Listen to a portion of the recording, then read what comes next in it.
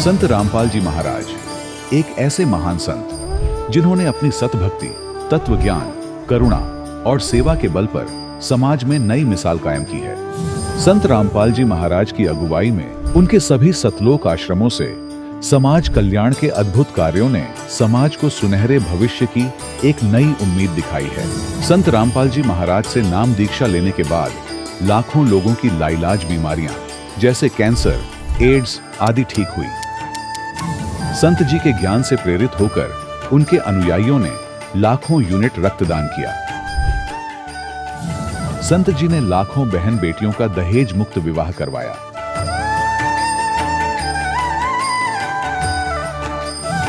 संत जी ने लाखों लोगों का नशा छुड़वाया, करोड़ों उजड़े परिवार बसे। संत जी के आश्रमों में समागम के दौरान निःशुल्क नेत्र चिकित्सा, दंत चिकित्सा प्रदान की जाती है। संत रामपाल जी महाराज द्वारा समय समय पर पर्यावरण संरक्षण के उद्देश्य से बड़े स्तर पर वृक्षारोपण किया जाता है। संत जी ने जरूरतमंदों को तत्काल राहत पहुंचाने के लिए एम्बुलेंस सेवा शुरू की। संत जी अपने अनुयायियों को देहदान के लिए प्रेरित करते हैं, जिससे मानवता की सेवा और चिकित्सा क्षेत्र में सुधार हो सके। संत रामपाल जी महाराज के सभी आश्रमों में हर रोज निःशुल्क भंडारा आयोजित किया जाता है, जहां हर वर्ग, हर जाति और हर धर्म के लोग एक साथ बैठकर भोजन करते हैं।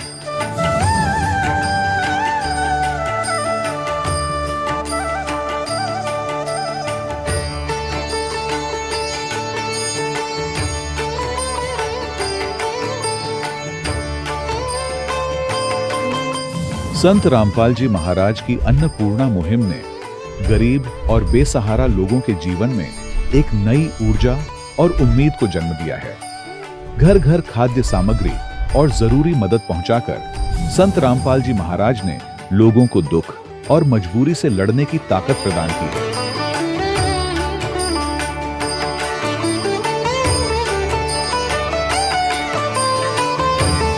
संत रामपाल जी महाराज द्वारा गरीब लोगों के लिए घर बनवाने का अद्भुत कार्य एक ऐसी मिसाल कायम कर रहा है जो सदियों सदियों संत जी की उदारता और दया भावना के तौर पर जाना जाएगा।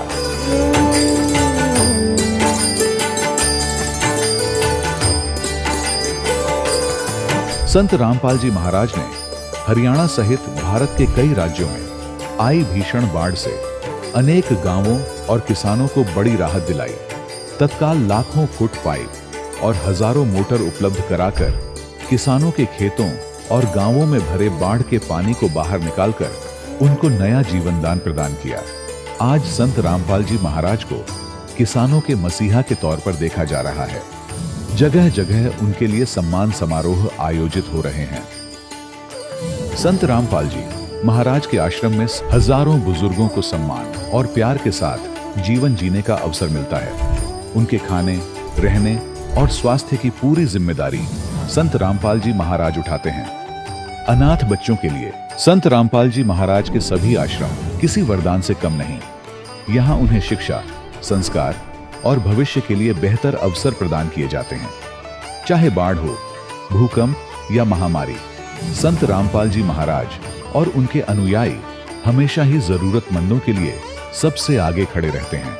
कोविड महामारी के दौरान संत रामपाल जी महाराज के आश्रमों से करोड़ों लोगों के लिए भोजन, दवाइयां और जीवन रक्षक सामग्रियां उपलब्ध कराई गई। चाहे गरीब की मदद हो या किसी शोषित और पीड़ित वर्ग के हक और सम्मान की लड़ाई, संत रामपाल जी महाराज ने हमेशा ही उनकी दबी आवाज को सरकारों तक पहुंचाया है और उन्हें उचित न्याय दिलवाने में अहम भूमिका अदा की है। समाज में आध्यात्मिक और सामाजिक मूल्यों के प्रति जागरूकता लाने में संत रामपाल जी महाराज हर कदम पर मानवता के सच्चे सेवक साबित हुए हैं। संत रामपाल जी महाराज का जीवन हमें सिखाता है कि सच्ची सेवा वही है जो निस्वार्थ भाव से की जाए। आइए हम भी इस महान सेवा के कार्य में इस महान संत से जुड़ें और संत रामपाल जी महाराज से नाम दीक्षा लेकर अपने जीवन को धन्य बनाएं।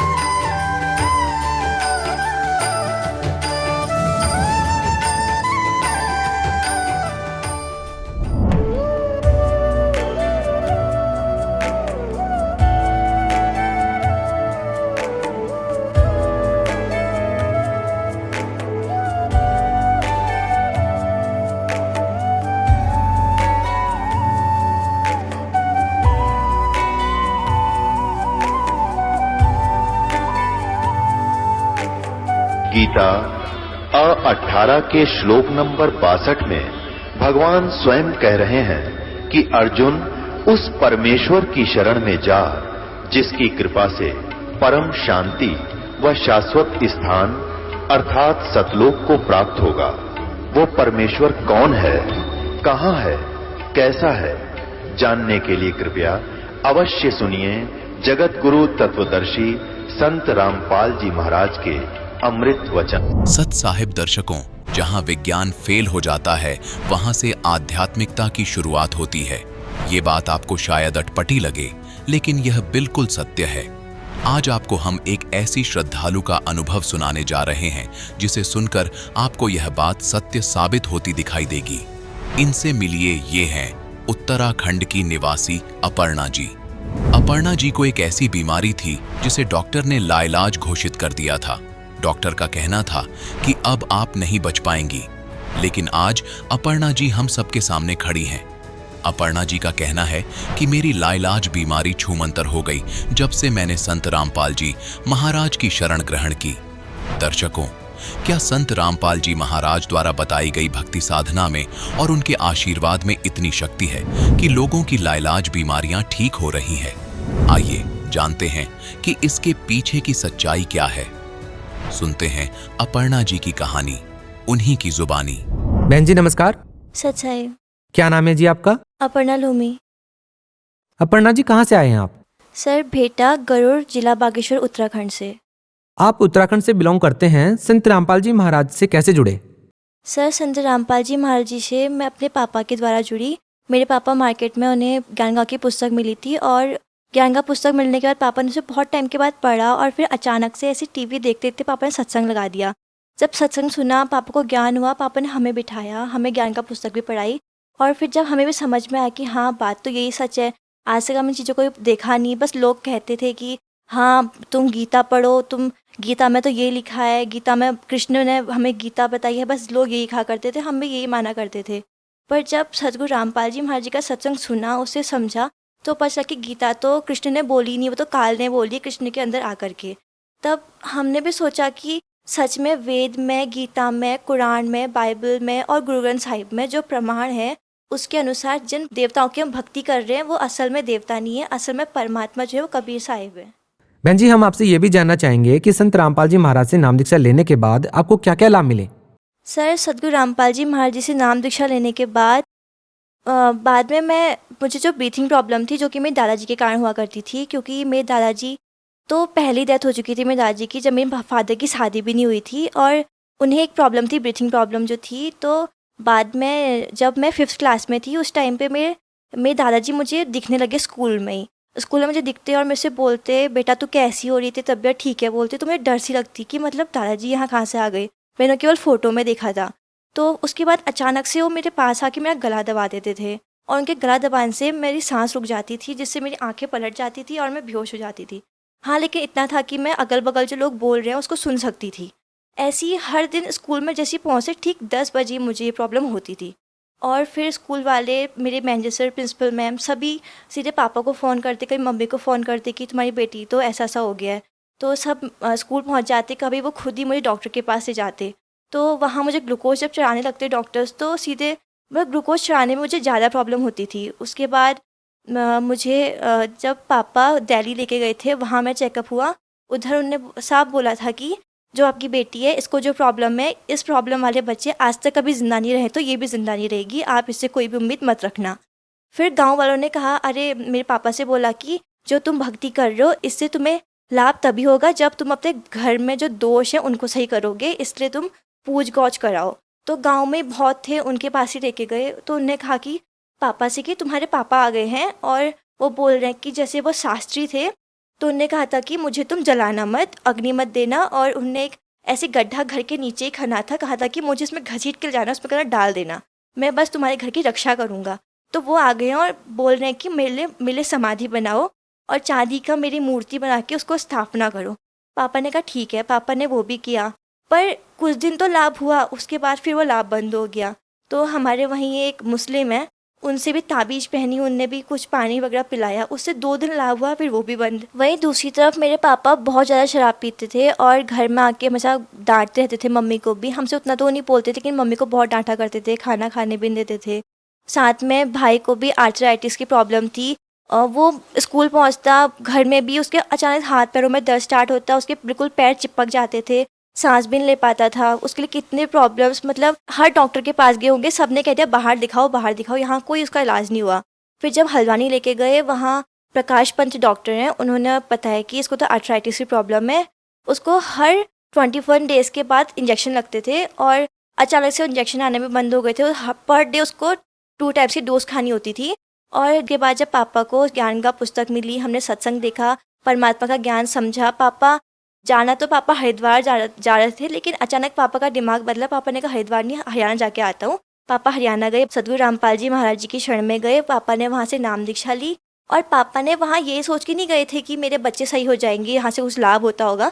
पापा बस ये सोच के गए थे कि यहाँ तो आध्यात्मिक ज्ञान मिलता है, मैं ज्ञान प्राप्त करता हूँ। ज्ञान प्राप्त किया और उसी दिन से हमको ये प्रॉब्लम आज तक दोबारा कभी भी नहीं हुई है। मेरे घर में कभी एक दवाई की गोली तक नहीं आई है किसी के लिए भी। बहन जी देखिए, आपने बताया कि आपको बहुत सारे कष्ट थे, जैसे आप बीमार थे, आपके भाई भी बीमार थे, आपके पिताजी बहुत सारी ड्रिंक करते थे, आप लोगों के घर पर दुखों का पहाड़ टूटा हुआ था। उसके बाद आपने संत रामपाल जी महाराज से नाम दीक्षा ली और आप स्वस्थ हो गए। कैसा लगता है, क्या कहना चाहेंगे आप इस बारे में? तत्वदर्शी संत ने हर अपने भक्त के सभी कष्टों का निवारण किया है। जो ऐसी बीमारियां जो कि डॉक्टर्स जिस पे हाथ छोड़ दे, बोल दे कि भाई इसको तो मरना ही है, और उसको तक अगर ठीक कर सकते हैं। और मेरी दादी थी, वो मतलब जस्ट गाड़ी में ऐसी बैठती थी, वो वॉमिटिंग स्टार्ट कर देती थी ना। हल्द्वानी जाने तक भी उनको ब्लड की और वॉमिटिंग्स होती थी। मतलब संत रामपाल जी महाराज जी की कृपा ऐसी है कि मेरी 99 ईयर्स की एक दादी थी और दूसरी दादी मेरी 95 अबव थी। उन दोनों की ही प्रॉब्लम्स परमात्मा ने बिल्कुल सही कर दी। सदगुरु रामपाल जी महाराज जी की ऐसी दया है। तो क्या ऐसा कोई संत जो ये सब चीज़ों को दूर कर सकता है, वो कोई गलत काम कर सकता है, जिसने गीता वेद के सभी के अनुसार बिल्कुल सही भक्ति बताई है? अगर किसी को विश्वास ना हो तो खोल के देख सकता है कि सदगुरु रामपाल जी महाराज बिल्कुल भी गलत नहीं बोलते, बिल्कुल प्रमाण के साथ आपको बताते हैं सत्संग में। तो अगर वो गलत है तो वो आके बोल सकता है कि वो गलत यहाँ पे बता रहे हैं, लेकिन अगर वो गलत बोल ही नहीं रहे हैं, इसलिए कोई आ भी नहीं रहा है कि ये गलत है ऐसा कहने के लिए। आप उन लोगों को क्या संदेश देना चाहेंगे जो ये कहते हैं कि भक्ति करने की कोई समय सीमा होती है? बच्चे क्या भक्ति करेंगे? भक्ति करने के लिए तो प्रौढ़ अवस्था की जरूरत होती है। आप उन लोगों को क्या संदेश देना चाहेंगे? वो समझते हैं कि बच्चा क्या समझेगा शास्त्रों के बारे में, क्या गीता जी के बारे में पढ़ेगा। आखिर बच्चे कैसे निर्णय कर सकते हैं कि शास्त्रों में क्या लिखा है? संत रामपाल जी महाराज शास्त्रों के अनुसार भक्ति बता रहे हैं या नहीं बता रहे हैं, ये बच्चे कैसे डिसाइड कर पाएंगे? आप इस बारे में क्या कहना चाहेंगी? सर, उन लोगों को जो ये सोच रहे हैं कि भक्ति करने की कोई एज लिमिट होती है, कि बचपन में भक्ति नहीं करते हैं या बुढ़ापा होएगा तभी हम भक्ति करेंगे, अभी तो हमारे काम करने के दिन है या पैसे कमाने के दिन है, उनसे मैं ये कहना चाहूँगी कि ऐसा कुछ नहीं होता है। जब हमें परमात्मा की शरण चाहिए, हमें मोक्ष प्राप्ति चाहिए, तो हमें सभी के सभी शास्त्रों के आधार पे भक्ति करनी ही होगी। जो भी शास्त्रों में लिखा है हमें समझना ही होगा। और गीता में, वेदों में, बाइबल, गुरु ग्रंथ साहिब, कुरान शरीफ, सभी में बिल्कुल प्रमाण के साथ जब लिखा गया है कि कबीर इज़ गॉड, तो हमें ये बात समझनी होगी। बच्चे हैं तो वो ज़्यादा शिक्षित होंगे, उन्हें एजुकेशन अच्छे से ली हुई है, तो उन्हें भी समझना चाहिए कि हमारे शास्त्रों में आखिरकार लिखा क्या है। केवल ये किताबें पढ़ के सब कुछ नहीं होता है, हमें अपने जो हमारे होली बुक्स हैं उनको भी पढ़ना ही होगा। और फिर एज लिमिट की बात आती है तो ऐसा है कि कोई भी इंसान है, कभी भी उसकी डेथ हो सकती है, क्योंकि काल का चक्र ऐसा है कि वो बच्चा पैदा होते हुए भी मर सकता है, बच्चा जवान होकर मर सकता है और बुढ़ापे में मरता है। आज किसी की एज लिमिट फिक्स नहीं होती कि उसके 100 ईयर्स पूरे होंगे तभी उसकी डेथ होगी। दूसरी तरफ लोग ये क्यों भूल जाते हैं कि मीरा ने, ध्रुव ने और प्रहलाद ने बचपन से ही भक्ति स्टार्ट करी थी। उनको मोक्ष भी तो इसीलिए मिला क्योंकि उन्हें बचपन से अपनी भक्ति कंप्लीट कर ली। अपनी एज आने तक परमात्मा उनको अपने साथ अपने सतलोक में लेके गए, उनका मोक्ष हुआ। और क्योंकि आज के टाइम पे अगर हम बचपन से भक्ति नहीं करेंगे तो फिर इतनी एजुकेशन लेने का कोई फ़ायदा भी नहीं है। क्योंकि अगर हम एजुकेशन लेकर के अपने परमात्मा के दिए हुए ज्ञान को, सूक्ष्म वेद को, गीता को, वेदों को नहीं पढ़ सकते, उनको नहीं समझ सकते, तो हमारी ये एजुकेशन बिल्कुल व्यर्थ है, हमें इसका कोई फ़ायदा नहीं है। क्योंकि अगर हम मान लो आज ही मर जाते हैं, हम बच्चे हैं आज ही मर जाएंगे, तो फिर कहाँ आ रही है हमारी वो बुढ़ापे की एज लिमिट जब हमें भक्ति करनी है। तो फिर अगर अभी मर जाते हैं, नेक्स्ट जन्म में हमको फिर कोई योनि मिलेगी, उसमें हम भक्ति कर नहीं सकते। इसलिए परमात्मा ने कहा है कि मानो जन्म पाए कर नहीं रटे हरिनाम, जैसे कुआं जल बिना बनवाया क्या काम। देखिए, आप लोग स्कूल कॉलेज में जाते हैं, आजकल के युवाओं में भगवान के प्रति आखिर कैसी सोच है? क्या सोचते हैं भगवान के बारे में आज के युवा? क्या कहना चाहेंगी? सर मैं अभी स्कूल में पढ़ती हूँ, जब मैं अपने फ्रेंड्स को बताती हूँ कि असली भक्ति तो ये है, तुम कहाँ खाली इन झंझटों में पड़े हो कि तुम तो भूतों की पूजा करते हो, क्योंकि शास्त्रों में तो इनके बारे में कहीं नाम तक नहीं है, जिनकी तुम पूजा करो इसे तुम पता नहीं कहाँ से इन लोगों को भगवान बना के ले आए यहाँ पर।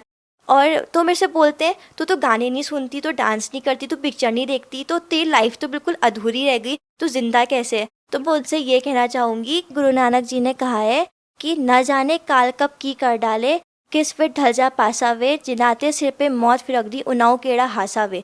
क्योंकि हमें पता नहीं काल हमारे ऊपर क्या कर देगा, और ये जीवन जो है हमें मनुष्य जीवन जो मिला है, इस काल के जीवन में हमें कोई भी पल ऐसा नहीं जब हमें खुशी मना सकते हैं, क्योंकि काल हमारे उसमें कभी भी किसी भी तरह हमारे पर मृत्यु डाल सकता है, कैसा भी हमें दुख दे सकता है। तो अगर हम परमात्मा की भक्ति नहीं करेंगे तो हमारे ऊपर वो दुख ज़रूर आएंगे। और परमात्मा तो अपने बच्चों के दुख को अगर तलवार है तो उसको कांटे में बदल के उसे खत्म कर देते हैं। कुछ और कहना चाहेंगे आप संत रामपाल जी महाराज के बारे में, उनकी विचारधारा के बारे में? सर संत रामपाल जी महाराज जी की भक्ति बिल्कुल शास्त्र अनुकूल भक्ति है, क्योंकि वो हमें गीता वेद सभी के आधार पे प्रमाणित भक्ति बताते हैं। जैसे कुरान शरीफ में हर जगह पर परमात्मा का नाम आया है कबीरम, लेकिन कुरान शरीफ के अनुवादकर्ता उसे कहते हैं कि उसका अर्थ है बड़ा अल्लाह। वो ये क्यों नहीं समझते कि उसका अर्थ तो कबीर ही है, कि कबीर इज़ गॉड। वैसे ही नानक जी ने हमेशा अपने गुरु ग्रंथ साहिब में लिखा है कि वो एक जुलाहा था। फिर भी जो पंजाबी हैं वे ये नहीं समझते कि सच में हमें भी तो वही भक्ति चाहिए। जैसा कि आपने बताया कि आपको जो बीमारियां थी, जैसे ब्रीथिंग की प्रॉब्लम आपको थी, आपके दादाजी आपको भूत बन के दिखाई देते थे, दूसरी तरफ आपके भाई को भी बहुत सारी प्रॉब्लम्स थी, आपके पिताजी शराब पीते थे, ये सारी बीमारियां संत रामपाल जी महाराज से नाम दीक्षा लेने के बाद ठीक हो जाती हैं। लेकिन आज की युवा पीढ़ी है वो नहीं मानेगी इस बात को कि केवल संत रामपाल जी महाराज से मंत्र जाप लेने से या जो वो भक्ति बता रहे हैं वो भक्ति करने से ये सब लाभ मिल सकते हैं। क्या कहना चाहेंगे आप इस बारे में? सर युवा पीढ़ी को तो अब समझना होगा कि कि मंत्रों का जाप करने से, संत रामपाल जी महाराज जी का दिया हुआ नाम जाप करने से है हमें बहुत सारे लाभ हो सकते, क्योंकि पहले हम भी इन बातों पे बिलीव नहीं करते थे सर। लेकिन मैं उन लोगों को गलत भी नहीं कह सकती जो ऐसा कह रहे हैं, क्योंकि उन्होंने आज तक कभी शास्त्र अनुकूल साधना करी ही नहीं है। वे आज तक उन गुरुओं के चक्कर में फंसे हैं जो उन्हें शास्त्र विरुद्ध भक्ति दे रहे हैं। एक बार अगर वो संत रामपाल जी महाराज जी की शरण में आके सदगुरु रामपाल जी महाराज जी से नाम दीक्षा लेंगे, उनके सभी कष्ट अपने आप ही खत्म हो जाएंगे, और तभी वो इस बात पे बिलीव कर भी सकते। जब संत रामपाल जी महाराज जी की शरण में आए हमको खुद बिलीव हुआ, क्योंकि वरना उस दिन से हमको बीमारी क्यों नहीं हुई। क्योंकि अगर मेरा भाई वो दवा को एक दिन नहीं खाता था, उसे बहुत ज़्यादा प्रॉब्लम होती थी, और संत रामपाल जी महाराज जी की शरण में आने से उसने वो दवा दोबारा कभी नहीं खाई और उसे आज तक कोई प्रॉब्लम भी नहीं हुई। जी बहुत बहुत धन्यवाद। सच्चाई। दर्शकों, अभी आपने सुने संत रामपाल जी महाराज से दीक्षा प्राप्त करके सुखी हुए भक्त के अनुभव। अब देखिए जगत गुरु तत्वदर्शी संत रामपाल जी महाराज के मंगल प्रवचन। अब क्या बताते हैं परमात्मा कि आप क्या कह रहे थे धर्मदास कि मैं कोई जीव हिंसा नहीं करता, हम पार हो जाएंगे। कहने लगे कि देखो तुम भ्रमित हो और काल ने भ्रमित कर रखे हो। आप जो साधना कर रहे हो श्री राम श्री कृष्ण सत्र की या वेदों में जो वर्णित है केवल ओम नाम की, ये ओम ब्रह्म का मंत्र है, और ब्रह्म पर ब्रह्म ब्रह्मा विष्णु महेश ये आपके पाप को नाश नहीं कर सकते। जैसा कर्म करोगे वैसा ही फल देंगे। वो परम अक्षर ब्रह्म है, वो पूर्ण परमात्मा है, वो मैं ही हूं, और मेरी ही साधना से मेरे द्वारा बताई विधि से आपके पाप नाश हो सकते हैं।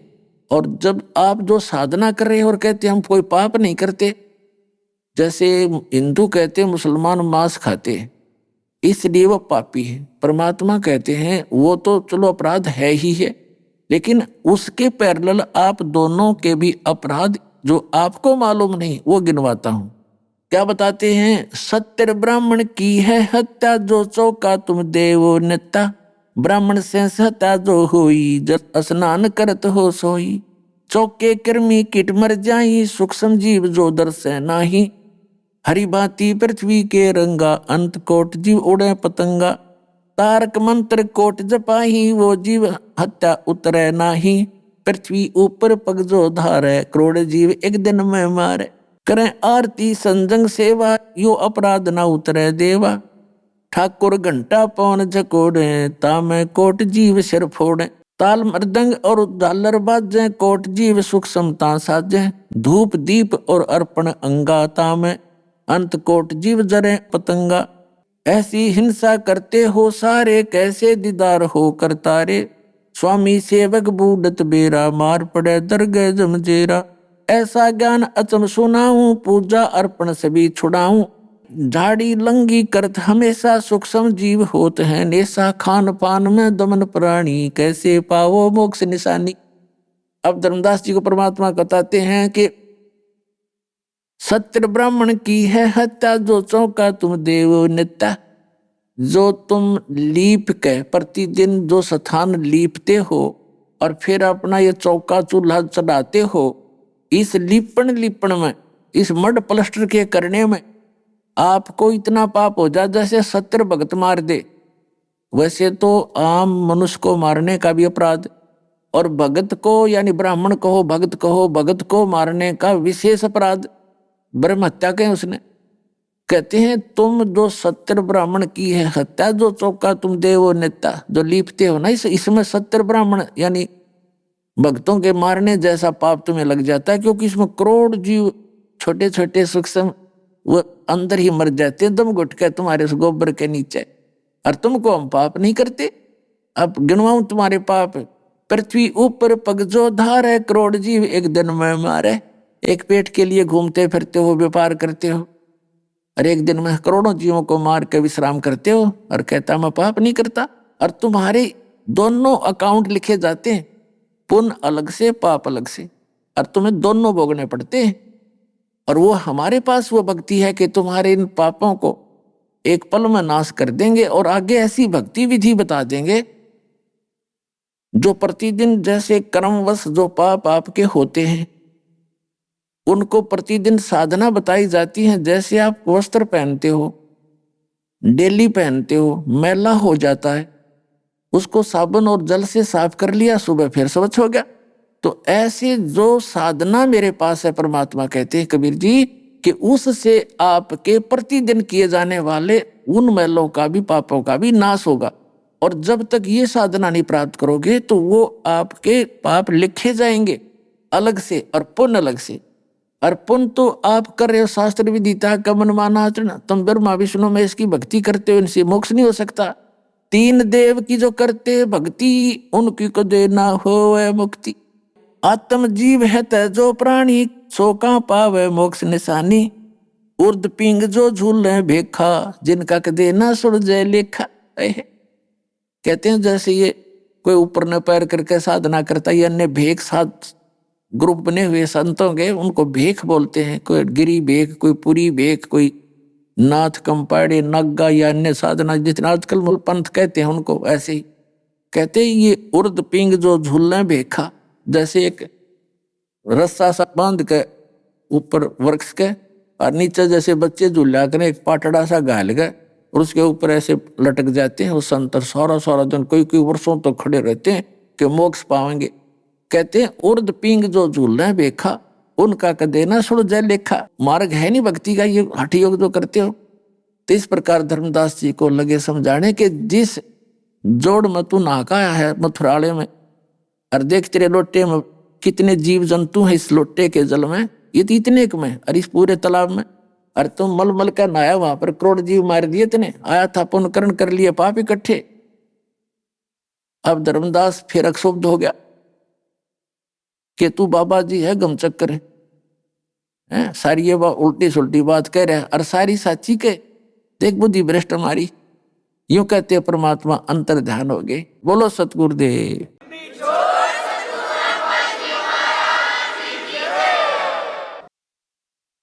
परम पिता परमात्मा पूर्ण ब्रह्म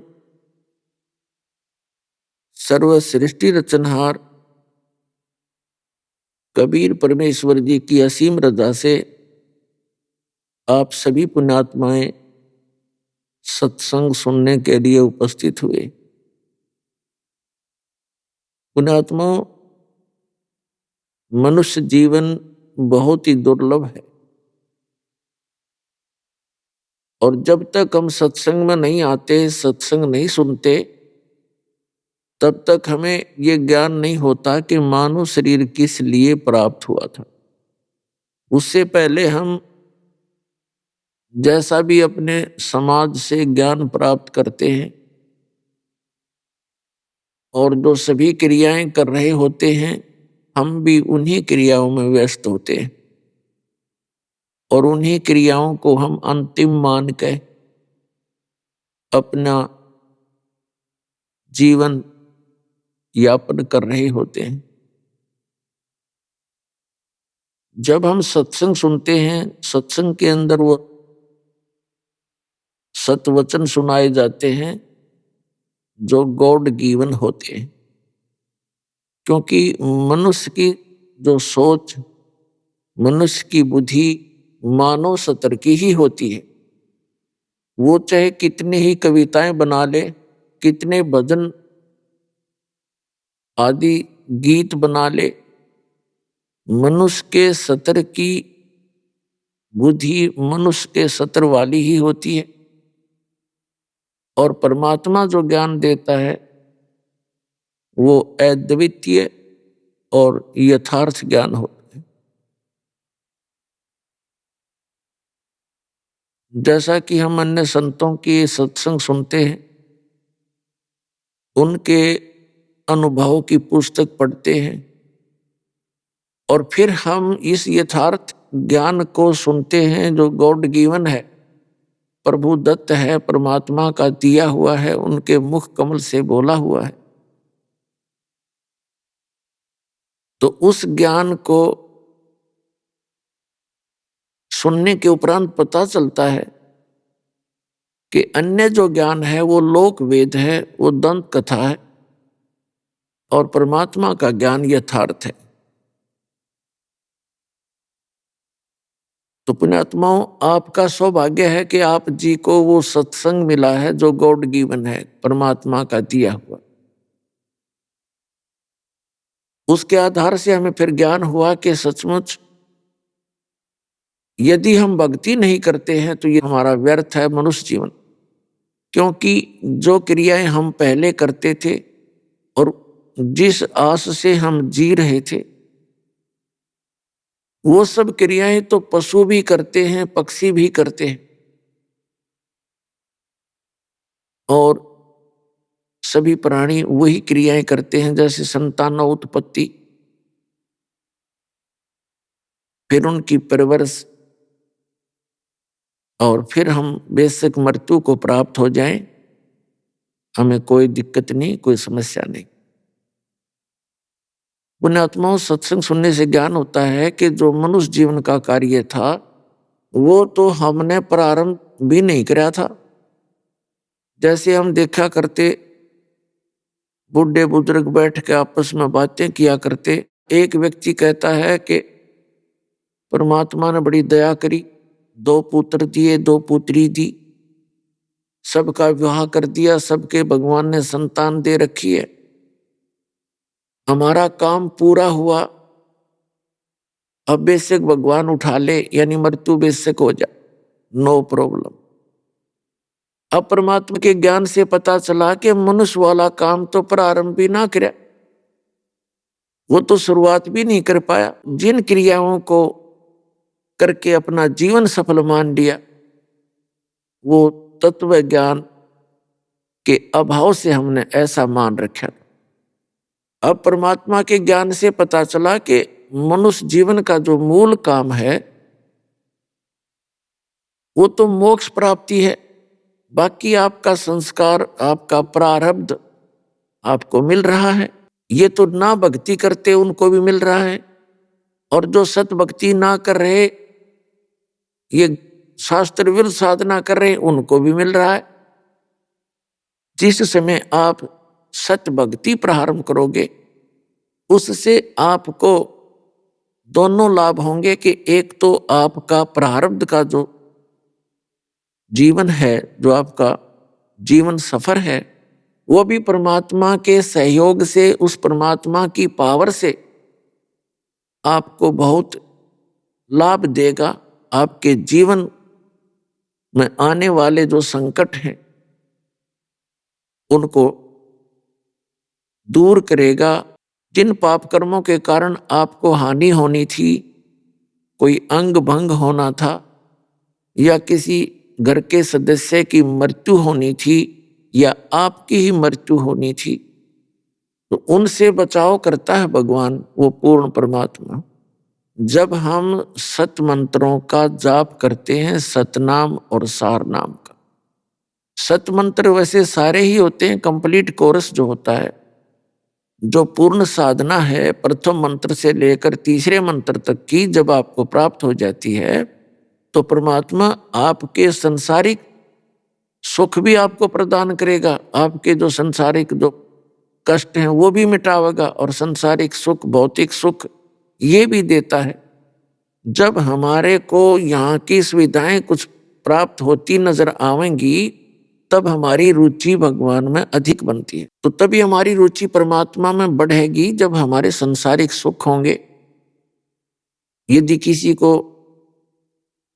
बहुत भयंकर आपत्ति ने घेर रखा है तो वो भक्ति नहीं कर सकता, क्योंकि उसका दिमाग, उसका माइंड, उसकी बुद्धि उस संकट का ही चिंतन करती रहती है, वो टेंशन बनी रहती है। तो परमात्मा दया बख्शते हैं, जिस कारण से आपको टेंशन है पहले उस टेंशन ने खत्म करेंगे और फिर आपकी रुचि बनेगी परमात्मा में, आपके अंदर एक विशेष प्रेरणा होगी, उमंग बनेगी और फिर बार बार के सत्संग सुनने से आपको पता चल जाएगा कि मनुष्य जीवन का तो उद्देश्य ही कुछ और था। इसके लिए परमात्मा स्वयं आकर बताते हैं, कबीर देव जी, पुण्यात्माओं, सबसे पहले तो हमने ये निश्चय करना है कि परमात्मा एक है, अल्लाह एक है। उसको रब कहो, गॉड कहो, खुदा कहो, अल्लाह कहो, ईश्वर कहो, राम कहो, वो एक है। और अन्य जिनकी हम पूजा किया करते थे वो अन्य देवताओं में आते हैं। सबसे पहले हमने परमात्मा की परिभाषा से परिचित होना चाहिए। जब तक हम प्रभु की परिभाषा से परिचित नहीं होते तो हमारे मन की शंकाएं समाप्त नहीं होंगी, क्योंकि हम किसी से सुनते हैं वो कुछ ज्ञान दे रहा है, दूसरे से सुनते हैं वो किसी को भगवान बता करके हमें वहां अपनी तरफ आकर्षित करता है। और जब तक हमें स्वयं ज्ञान नहीं होगा तो हम किसी के भी बहकावे में आ जाएंगे और उस वाले ज्ञान को ग्रहण कर लेंगे और पहले वाले को छोड़ देंगे। तो वो तो वही दशा होगी, आसमान से गिरे और खजूर पर अटक गए। तो इसलिए सबसे पहले हमने आध्यात्मिक ज्ञान को पूर्णतः समझना होगा, और जब हम पूर्णतः समझ लेंगे फिर हमें कोई डगमग नहीं कर सकता। इसके लिए परमात्मा ने आके जो ज्ञान दिया है उसको ध्यान से सुने। अब परमात्मा क्या बताते हैं, मानुष जन्म पाय कर जो नहीं रटे हरि नाम, जैसे कुआ जल बिना फिर बनवाया क्या काम। राम नाम रटते रहो जब तक घट में प्राण, कदे तो दीन दयाल के बनक पड़ेगी कान। राम रटत कन्यावली साकेट बलो न पूत, जैसे छेरी के गल में गलथना जिसमें दूध ना मूत। राम रटत कोडी भलो चू चू पड़े जो चाम, वो सुंदर शरीर किस काम का, जा मुख नाही नाम। राम रटत दारी दरबलो, टूटी घर की छान। वो सुंदर महल किस काम के, जहाँ भक्ति नहीं भगवान। कबीर जिव्या तो वाहे भली, जो रट हरि नाम। नहीं तो काट के फेंक दियो, ये मुख में बलो ना चाम। अब परमात्मा क्या बताते हैं कि मनुष्य जीवन प्राप्त करके जो प्राणी परमात्मा की साधना नहीं करते, तो वो कहते हैं ये जीवा जो परमात्मा ने दी है, परमात्मा के गुण गाने के लिए, सत भक्ति करने के लिए, अन्यथा ये काम ना करके, हम सत भक्ति ना करके, यथार्थ भक्ति ना करके, हम अन्य जो इस जीव का प्रयोग करते हैं किसी से बातचीत करने में, या तो किसी की निंदा करेंगे और या किसी को ऐसा कुशब्द बोल देंगे, उसकी आत्मा दुखी रहेगी। तो परमात्मा कहते हैं इस जीवा का विशेष कार्य है परमात्मा की भक्ति करना, परमात्मा के गुणगान करना। और कबीर साहब कहते हैं ऐसी बाणी बोलिए मन का आपा खोए, औरन को शीतल करे आप भी शीतल होए। तो जीवा का यही काम है कि सबसे प्यार से बोले, किसी की आत्मा नहीं दुखावे, और परमात्मा के गुण गावे, उसका नाम जाप करे। इस जीव का मुख्य काम ये है, मुख्य काम ये है। इसके अतिरिक्त जो भी हम करते हैं इससे, वो फिर यूजलेस ही है इस नाम के बिना। वैसे तो जीवा का बहुत प्रयोग है हमारे इस शरीर में, लेकिन राम नाम नहीं जपते तो फिर परमात्मा क्या बताते हैं, क्या होगा आपके साथ। फिर क्या होगा, जो परमात्मा की भक्ति नहीं करते, मनुष्य जीवन पा करके अगले जन्म में वो पशु बनेंगे, कोई पक्षी बनेगा। अब वो जीव्या भी होगी, लेकिन उस जीव्या का वो प्रयोग नहीं कर सकते अपना दुख दर्द किसी को बताने के लिए। जैसे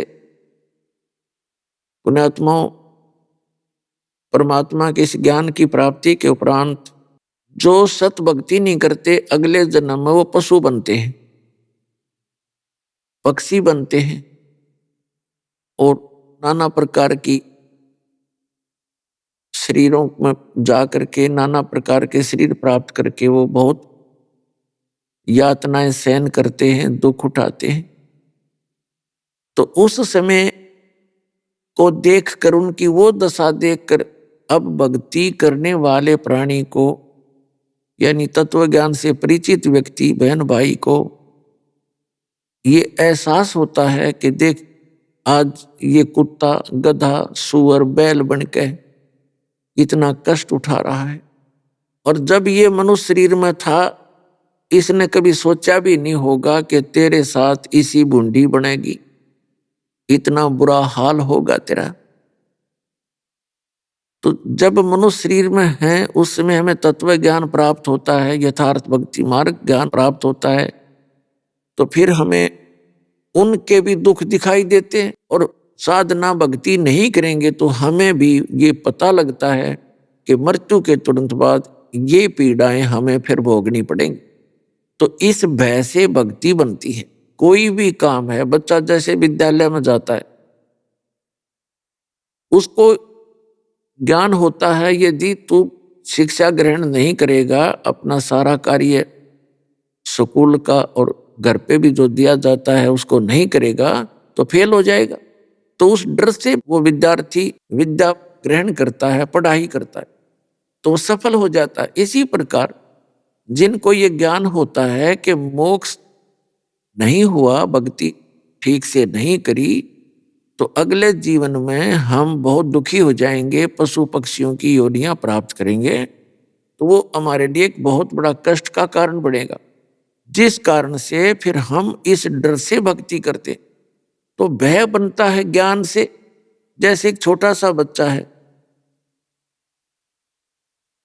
अबोध बालक है, वो सर्प को भी पकड़ लेता है और सर्प उसको डस देता है, उसकी मृत्यु हो जाती। छोटा सा बच्चा होता है, कहीं बिजली का तार गिरा हो टूटा हुआ और उसमें स्पार्क हो रही हो, स्पार्किंग हो या ना हो रही हो, तो वो जाकर के उसको पकड़ लेता है और पकड़ने से वो मृत्यु को प्राप्त हो जाता है। और जब बच्चा थोड़ा सा मैच्योर हो जाता है, बड़ा हो जाता है, उसको ज्ञान होता है कि सर्प बड़ा भयंकर जानवर है, इसके निकट भी नहीं जाना चाहिए। इसी प्रकार बिजली का कहीं तार टूटा हुआ पड़ा हो तो फिर वो बच्चा उसके निकट नहीं जाता, क्योंकि उसको मालूम है कि इसके अंदर एक जानलेवा बिजली है। तो इसी प्रकार फिर वो अन्य को भी सतर्क करता है कि इसके निकट ना जाना, ये हानिकारक है। तो तब वो बच्चा उन आपदाओं से बच जाता है, अपनी जीवन रक्षा कर लेता है। जिस समय उसको ज्ञान होता है, ज्ञान होता है तो उनसे डर लगता है, डर लगता है तो उसकी जान बच जाती है। इसी प्रकार जो सत भक्ति करेंगे, सत्संग सुनोगे तो आपको डर लगेगा और वैभन भक्ति हो नहीं सकती, ये नियम है। जब तक प्राणी के पूर्व जन्म के संस्कार उसके साथ हैं तो उसके कारण उसको हो सकता है सुख सारा ही हो जो यहाँ का संसारिक सुख होता है, जैसे संतानों उत्पत्ति, फिर उन संतान की अच्छी आगे स्थिति बढ़िया, कोई अच्छा अधिकारी लग गया, किसी का बिजनेस अच्छा है, संतान उनके बच्चों के भी अच्छी है और आप भी अच्छी पोस्ट प्राप्त है या कोई अच्छा कारोबार ठीक चल रहा है, तो वो ये सोच लेता है कि मैं कुछ भी ना करता, अच्छी घूंटी लावें, सारा दिन गप्पे मारें, राजनीति की बतलावें और ताश खेल लें, उनको कोई हानि नहीं हो रही। और एक भक्त है, वो भक्ति भी करता है, दान भी करता है, सिमरण भी कर रहा है, फिर भी कोई न कोई हानि हो रही है उसको। तो पुण्यात्माओं, उस समय विचलित ना होना चाहिए। केवल वही प्राणी विचलित हो सकता है जिसको अध्यात्म ज्ञान नहीं। अध्यात्म ज्ञान प्राप्त प्राणी फिर विचलित नहीं हो सकता। उसको प्राप्त होता है कि इसने पूर्व जन्मों में, पहले वाले जन्मों में बहुत घनी कोई पुण्य दान किया है और जिस कारण से आज परमात्मा ने इसको वो सारा ही पुण्य इसका दे रखा है। परमात्मा किसी का रखता नहीं। और आपका पुण्य था नहीं इतना, और आप जी सत्साधना कर रहे हो और वो कुछ कर ही नहीं रहा, और आपके ऊपर फिर भी आपदाएं आ रही हैं, आपदाएं आ रही हैं। तो इसका कारण ये है कि आपके पूर्व जन्म के पुण्य नहीं थे। आपका सौभाग्य है कि आपने अपनी बैटरी पुनः चार्ज पर लगा दी, सत भक्ति प्रारंभ कर दी। और उनका दुर्भाग्य है कि उनके पूर्व जन्म की बैटरी चार्ज है, और उस पहले की जो बैटरी चार्ज होती है तो उससे पंखे भी चल रहे होते हैं, ट्यूब भी जग रही होती है, नो प्रॉब्लम। जितनी उसकी क्षमता है तब तक वो सारा काम करती रहेगी, चाहे भले ही उसके आगे दोबारा चार्जर नहीं लगा हुआ। और उस चार्जर नहीं लगा हुआ है जिसका, वो फिर एकदम ही डिस्चार्ज होएगी, पंखे भी बंद और ट्यूब भी बंद, और कति सारा ही काम खराब हो जाएगा। और जिसने अभी बैटरी चार्ज पर ला रखी है, उसकी पहले की बैटरी चार्ज थी नहीं, तो उसका भी सारा काम ठीक होता चला जाएगा, उसको कोई आपत्ति आवे नहीं, क्योंकि उसको चार्जर ठीक मिल गया। तो इसी प्रकार सत भक्ति, ये समझ लो आपके पुनः चार्ज करने के लिए ये चार्जर है जो आपको प्राप्त हो चुका है, और आप उस चार्जर को लगाए रखना। एक दिन देखना, समय आने दे, जो आज आपको हवा में उड़ते दिखाई देते हैं पूर्व जन्म के पुण्यों से, वो मिट्टी में मिले दिखा दूंगा आपको, मिट्टी में, और आप शिखर में जाओगे।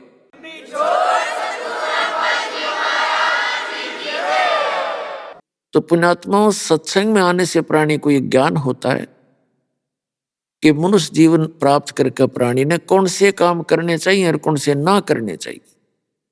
उसके लिए परमात्मा हमें याद दिलाते हैं क्या बताते हैं कि यो सौदा फिर नाही रे संतो, यो सौदा फिर नाही, ये सौदा फिर नाही रे संतो, ये सौदा फिर नाही।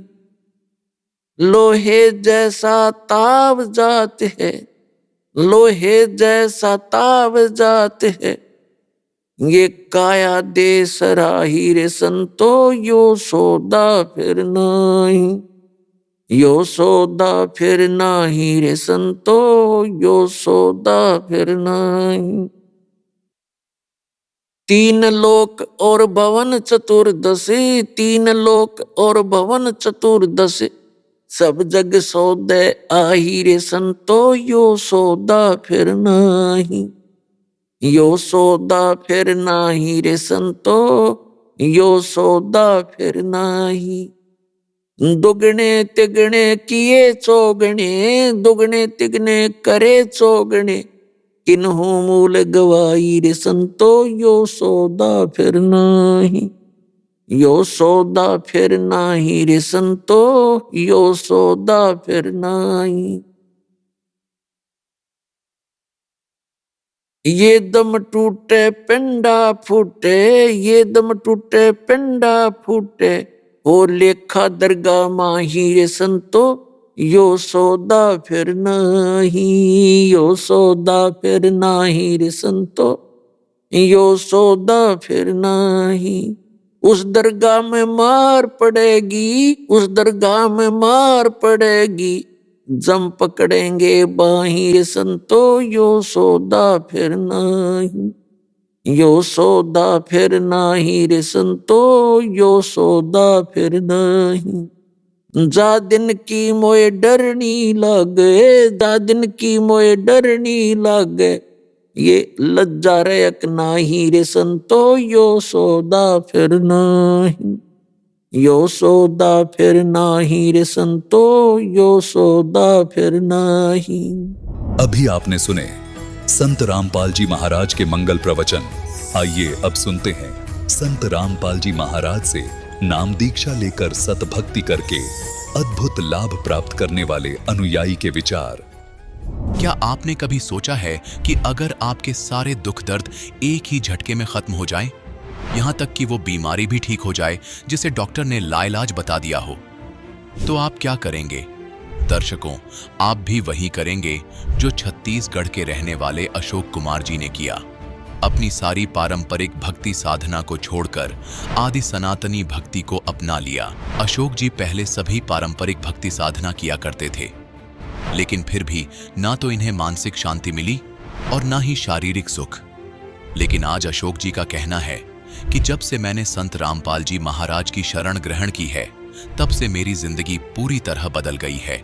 मुझे ऐसे ऐसे लाभ मिले हैं जिन पर विश्वास करना जनसाधारण के लिए मुश्किल है। और अशोक जी का ये भी कहना है कि जब से मैंने संत रामपाल जी महाराज द्वारा लिखित पुस्तक ज्ञान गंगा पढ़ी है, तभी से मुझे सच्ची भक्ति का ज्ञान हुआ और मेरे जीवन में अनेकों चमत्कार हुए हैं। आखिर इस पुस्तक में ऐसा क्या लिखा है कि जो भी इसे पढ़ता है वह संत रामपाल जी महाराज की ओर खींचा चला आता है। आइए सुनते हैं अशोक जी की कहानी, उन्हीं की जुबानी। नमस्कार सर। नमस्कार सर जी। सर क्या नाम है आपका? मेरा नाम अशोक कुमार मानिकपुरी है सर जी। अशोक कुमार जी, आप कहाँ से हैं? छत्तीसगढ़ जिला महासमुंद, ग्राम बरुल से हूँ सर जी। अशोक कुमार जी, संत रामपाल जी महाराज जी से कब जुड़े आप? संत रामपाल महाराज जी से नाम दीक्षा मई 2018 में लिया।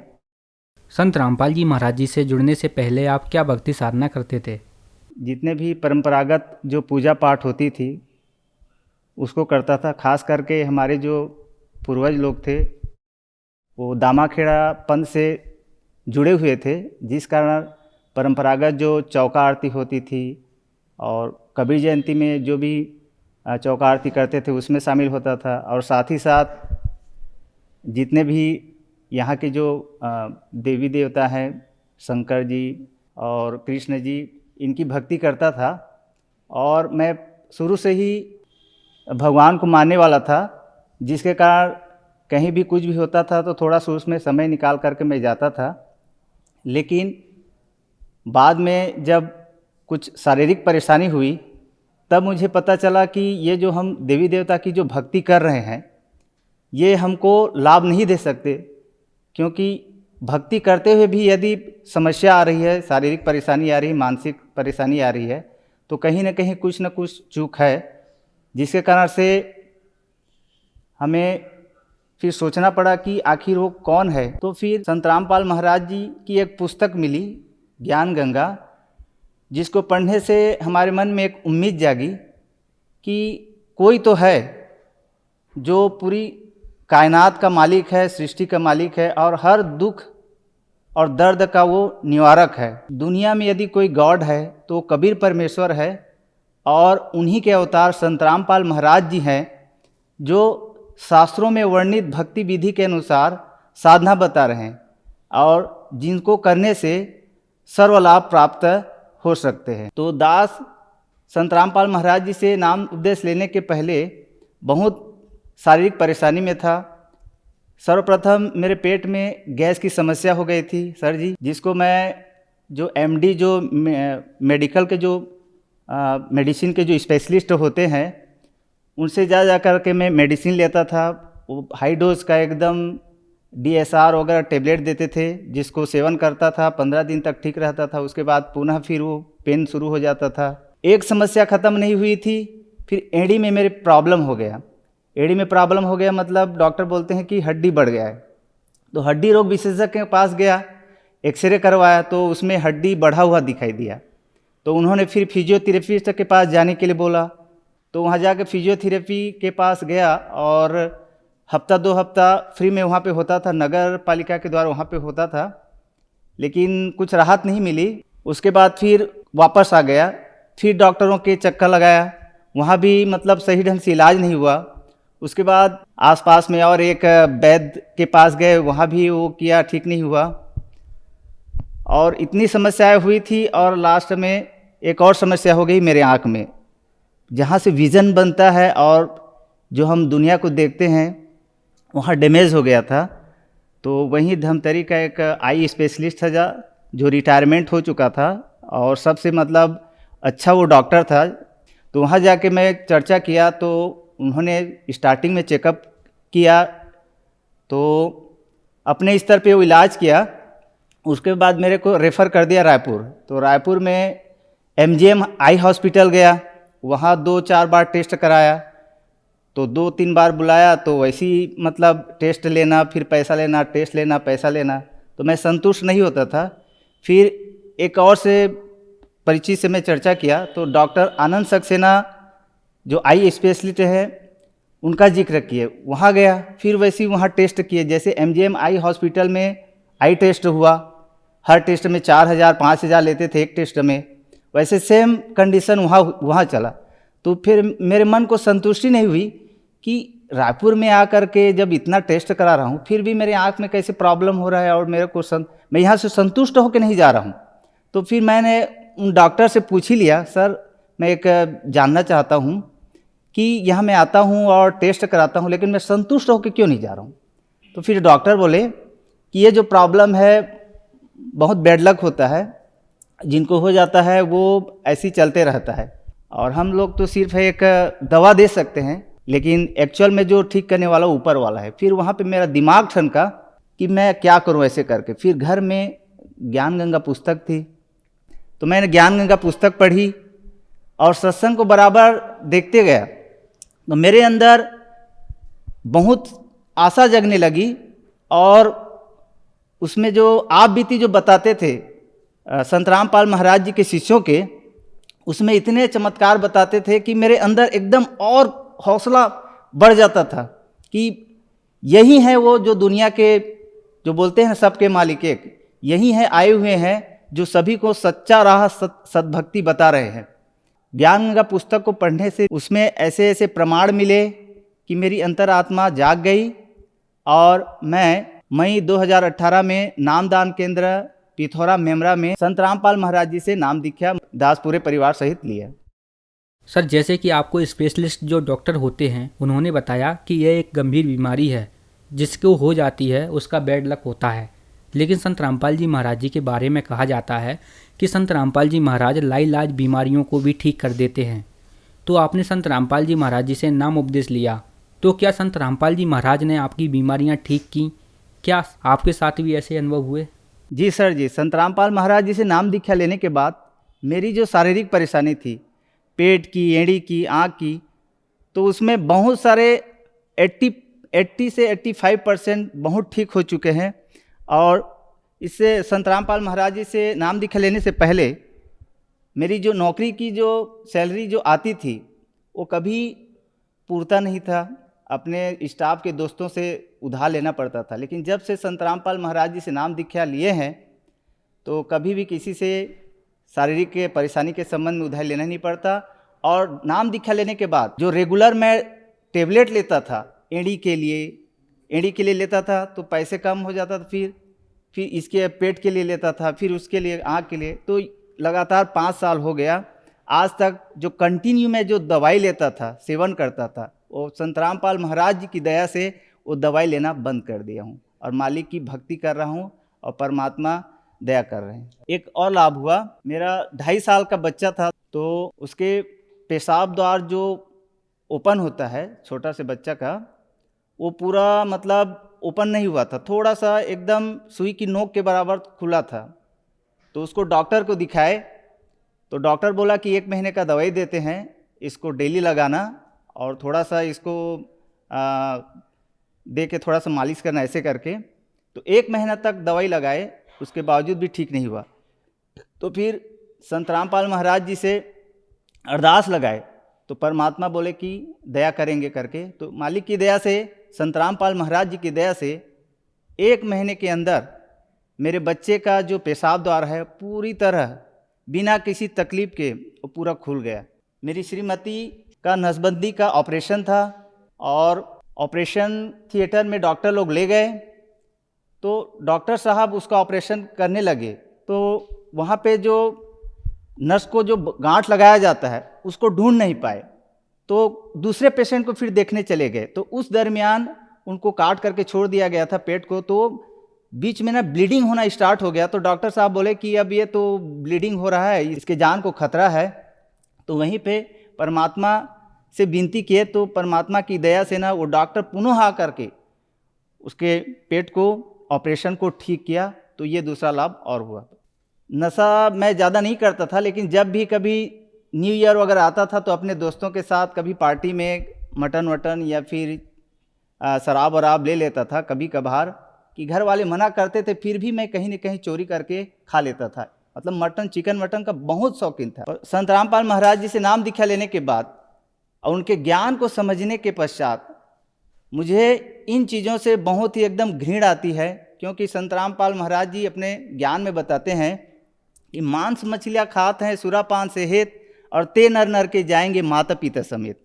और शराब के बारे में भी बताए हैं कि मदिरा पीवे कड़वा पानी और 70 जन्म स्वान के जानी। इस प्रमाण को यदि नज़रअंदाज कर दिया जाए तो मेरा जो जीवन है पूरा व्यर्थ हो जाएगा। संत रामपाल जी महाराज जी से जुड़ने के बाद आपको बहुत सारे लाभ प्राप्त हुए। तो जो दर्शक आज आपको टीवी पर देख रहे हैं वह भी संत रामपाल जी महाराज जी से जुड़ना चाहते हैं तो कैसे जुड़ सकते हैं? संत रामपाल महाराज जी से नाम दीक्षा बड़े आसानी से लिया जा सकता है। टीवी पे सत्संग चलता है, नीचे पे पीली पट्टी चलती है जिसमें बहुत सारे फ़ोन नंबर हैं। जो नज़दीकी नामदान सेंटर हैं उनसे आप संपर्क कर सकते हैं और संत रामपाल महाराज जी से नाम दीक्षा ले करके अपने मनुष्य जीवन सफल कर सकते हैं। धन्यवाद सर। नमस्कार।